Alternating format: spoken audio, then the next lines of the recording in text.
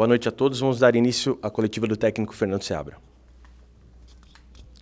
Tá certo, vamos conversar aqui então com o técnico Fernando Seabra. Seabra, primeiramente boa noite. Diego Pérez, Rádio 102 FM, estamos ao vivo.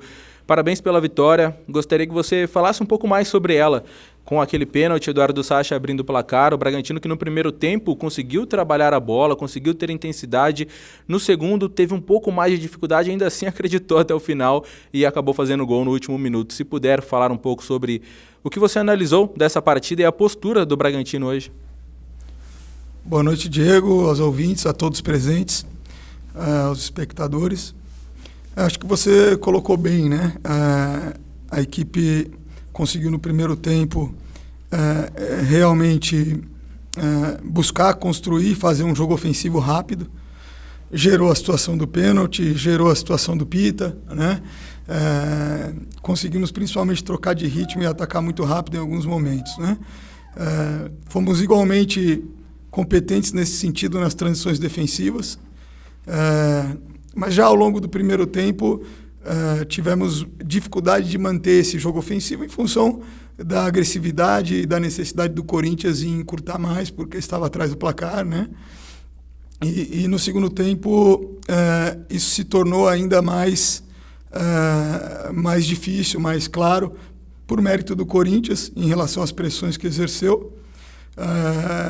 Não conseguimos encaixar tão bem o repertório nesse momento, né? Faz parte do trabalho analisar, ver as soluções e a partir daí crescer. Em parte também teríamos muitas transições promissoras com roubadas de bola em que foram marcadas faltas sucessivamente, né? Então, na minha opinião, o pênalti é pênalti claro, o Vinícius está progredindo, a perna direita do defensor do Corinthians bloqueia ele pelo ombro, tem um contato com o ombro do Vinícius. E a arbitragem, que no primeiro tempo foi técnica, no segundo tempo foi para contemplar ânimos, para fazer o jogo seguir, e acabou também, não só por ela, por mérito do Corinthians, mas também por ela, nos colocando numa situação de extrema pressão, porque não podíamos contra-atacar. Roubada do Gabriel, que era um contra-ataque de frente, bateu no pé, depois na mão, virou uma falta contra a gente, tá certo? Roubada do lado de lá, que o John rouba uma bola na pressão passando, e é marcado falta, e algumas outras situações. Então isso, numa circunstância em que a equipe adversária está se abrindo, pesando a última linha, jogando com amplitude, com o meio de campo um pouco aberto nas transições, e subindo a pressão, e tanto que no final até de forma individual, era fundamental que nós tivéssemos essas transições.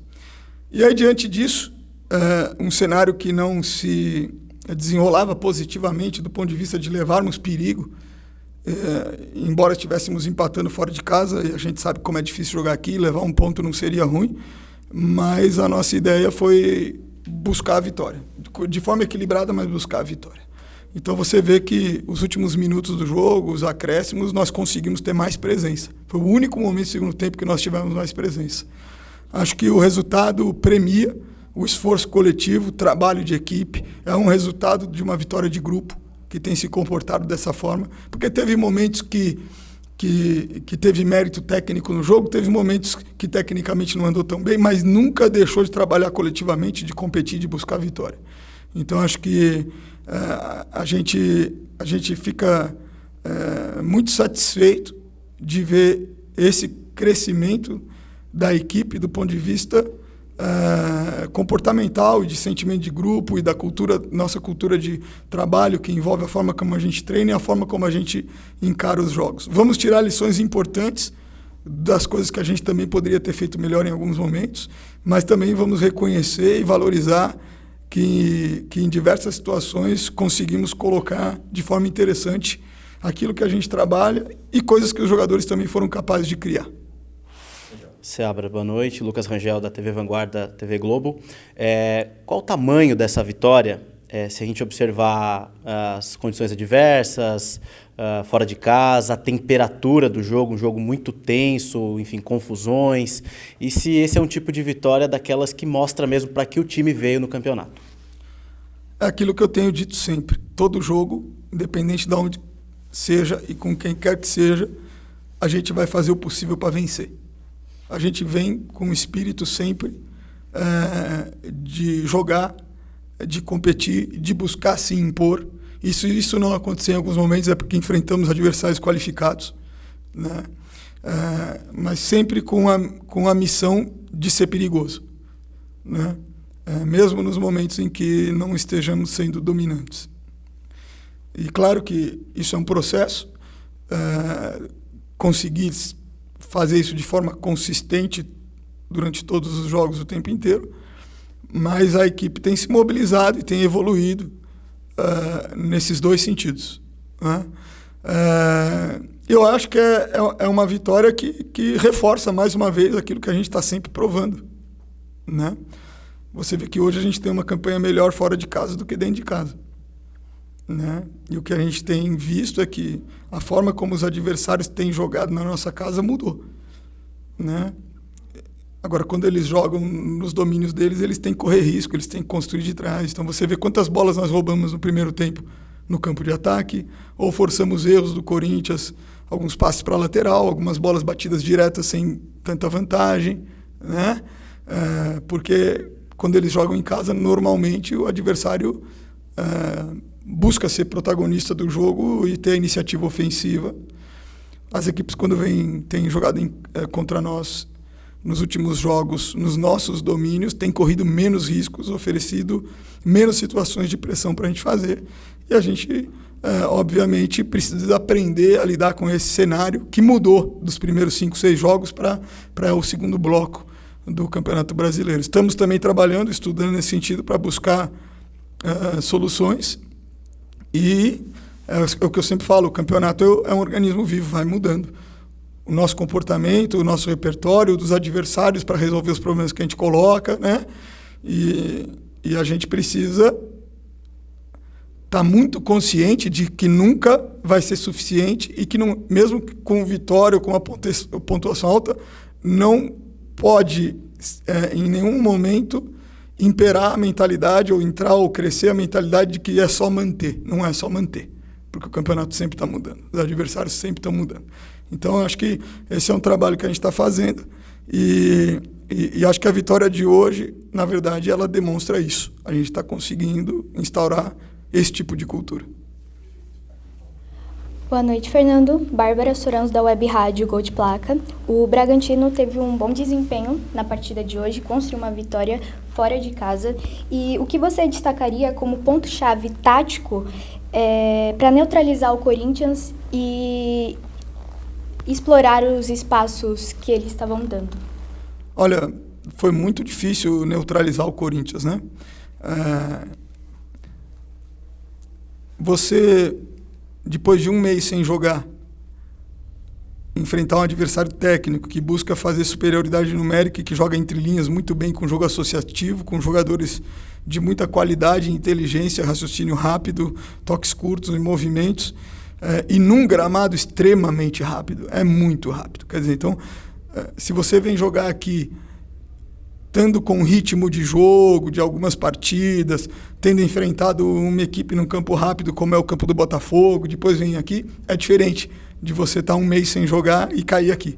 Então, a gente observou durante o primeiro tempo que tivemos dificuldade de manter a compactação, de correr em bloco para frente, para trás e para os lados, e em muitos momentos foi difícil conseguir agredir e encurtar. Fomos obrigados a fechar centro, defender a área, né? E no segundo tempo a equipe se mobilizou no sentido de fazer esses movimentos mais rápidos defensivos para bloquear um pouco mais e conseguimos boas recuperações para fazer a transição com chance clara de contra-ataque promissor. Algumas tiveram sequência e aí alguma escolha no momento de definir poderia ter sido um pouco melhor e tal, e outras a arbitragem deu falta, né? E aí acabou corroborando com a presença ofensiva do Corinthians no nosso campo, tanto da pressão quanto da qualidade de jogo, com as dobras que eles fizeram dos lados, com médios abrindo ou com lateral apoiando, né? Foi um jogo muito difícil. Acho que o Corinthians talvez não tenha envolvido até o final, criado chances tão claras, mas a capacidade de construir, de envolver, de trabalhar a bola no campo ofensivo por dentro do bloco é muito alta. Então foi um desafio muito grande. E acho que o grande mérito foi o esforço coletivo para conseguir jogar e e nessas circunstâncias de dificuldade, aprender durante o jogo como conseguir neutralizar, sabendo das dificuldades que estava enfrentando. Seabra, Pedro Julião, Web Rádio Dimensão Esportiva. O Bragantino tem o segundo melhor visitante do campeonato, né? Uma única derrota lá na segunda rodada do campeonato ainda. Como esse desempenho fora de casa pode ajudar no desempenho em casa também, já que o Bragantino tem deixado alguns pontos dentro de casa escaparem?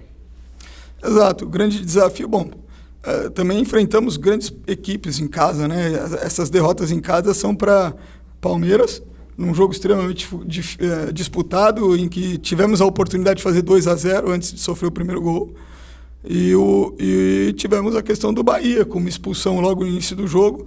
Você jogar praticamente 85 a 90 minutos com um jogador a menos contra uma equipe como o Bahia é muito difícil, né?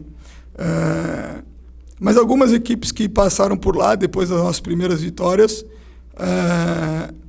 fizeram um jogo mais seguro em construção, correndo menos riscos, oferecendo menos oportunidades para a nossa pressão, né? E aí cabe a nós, como eu falei anteriormente, buscar soluções e repertório, né, para conseguir voltar a ter essa campanha dentro de casa como nós estamos tendo fora. Boa noite, Seabra. Leonardo, da Rádio Futebol Total. Parabéns pela vitória. Seabra, no final do jogo teve um desentendimento do Garro com o Borbas, né? Gostaria de saber o que você acabou vendo dessa situação e como tratar esse tipo de episódio internamente. Eu não vi nada, mas tanto o depoimento do Borbas como de várias testemunhas que estavam próximos à agressão aconteceu, tá certo? A gente lamenta profundamente que isso tenha ocorrido. E, por enquanto, nós estamos decidindo internamente quais vão ser as ações, mas o clube vai se posicionar e também vai agir nesse sentido. Ainda sobre o Borbas, né? Durante as férias, ele até deu uma declaração numa entrevista de que queria jogar mais, né? E precisava de mais minutos. Gostaria de saber sobre a comissão técnica, de que maneira ela avalia o Borbas hoje, dentro de um cenário em que o Bragantino tem bons atacantes, né? Para a mesma função ali, o Pita, o Borbas, inclusive suspensos, né? Para a próxima partida, o Sacha que fez o primeiro gol. E sobre o Cleiton, o porquê hoje o Cleiton não veio para o jogo, ele teve uma virose, né? Foi no começo da semana, mas treinou na reta final da semana. Por que dessa escolha?